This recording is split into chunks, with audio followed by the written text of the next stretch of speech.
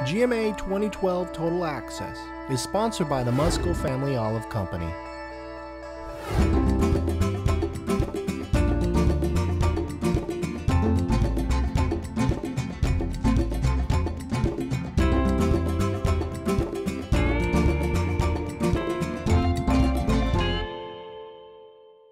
Welcome to Supermarket News Total Access. The industry is gathering in Colorado Springs for the Grocery Manufacturers Association Executive Conference, and we're taking an insider's look through interviews with conference speakers and our industry leaders. Hi, I'm Phil Lempert, editor of Supermarket Guru, and with me is David Orgel, editor-in-chief of Supermarket News. Thanks, Phil. And with us is Joe Sheridan, president and COO of Wakefern Food Corp. Hi, Joe. It's a pleasure to have you. Hey guys, how are you? Good to be here. Thanks for joining us. You're a speaker at GMA, and you're speaking about emerging trends reshaping the industry. Can you tell us what one or two of the biggest trends are and how retailers and manufacturers should be adapting for them? Well, I guess everyone recognizes the issue of and the convergence of online and brick and mortar going into the future. And I don't know that it's the issue is that online is coming. I think the issue will be how do we, as an industry, transition to online when so much of our legacy is built up into brick and mortar. Now, Joe, Wakefern is known for being very innovative for a very long time, especially with store formats. And now I haven't gone there yet, but I just heard about the new store at 95,000 square foot. I remember probably 20 years ago, the one in Edison, which really made all the headlines at 60,000 square foot. Right. So now this is the world's largest ShopRite. Tell us a little bit about this store, and let's take a look into your crystal ball. Where is the growth going to come, and what are some of the new formats for ShopRite? Well, Phil, I'm going to step back for a second. You know, each of the stores that trade under the ShopRite banner are owned by an individual family. In the case of the Broadheadsville store, that's 95,000 square feet, that's owned by the Kingsley family. They've been designing and researching that store for over 7 years. So their commitment to the community and making sure what the community needs by service, product offering, style of store, what are the in trends, they are in sync with this moment in time. And so as a member, as an individual entrepreneur, a small family business, they're able to identify with what the needs are, and then they build the store around that. It's not so much the format of the store, it's the consumer and shopping experience that the store is going to be able to deliver. I think that every store that we open up is a more refined shopping experience for that moment in time and for that specific community.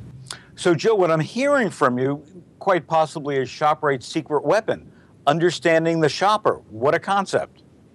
Well, Phil, it's a blend. It's not format, it's the shopping experience that matters. So when you look at an individual basket, a basket is made up of many different stories. It could be a grandmom raising a family with her single daughter. So in that basket, you could have baby food, diapers, Ensure, whatever that complement is, and it wouldn't be your traditional market research. But when you're a family-owned business serving a community, you get to understand what those baskets are. If a basket is a summation of the stories of a household, and then a summation of all the baskets is a story of a community, the ability of a store owner to understand that community and deliver that shopping experience, we think is an unbeatable equation. Joe, just sticking with that topic of family-owned independent retailers for a moment, you're the current chairman of the National Grocers Association, which of course is geared to the independent retail sector. How would you characterize the current state of trade relations between manufacturers and independent retailers, and what are some of the opportunities for enhancing those relations? I think it's in a major state of flux right now. A lot of people on the CPG side are redefining their mix, their product portfolio, and what type of SKUs they're going to carry. I think if we were to do an analysis, and you would know this, the top 100 items in a shopper's basket by dollar share includes very few CPG items. Most of it is along fresh and how that goes. So when the shopping experience gets very precise, whether it's online or whether it's in brick and mortar, the CPGs are going to have to understand they're going to have products that deliver to the shopping experience and the needs of the consumer right now, and not necessarily make those offerings because it's part of their legacy portfolio. The independent operators who are close to their towns and close to that shopping experience I've been talking about, they feel when asparagus is becoming bigger. They feel when gluten-free is becoming bigger. And then there's a time lag before the CPGs get into it.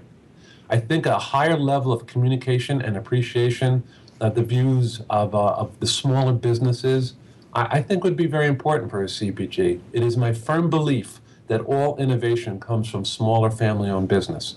How we harness that, those new innovations in the most efficient fashion, I think is going to be key for both the independent operators and for the CPGs on a go-forward basis.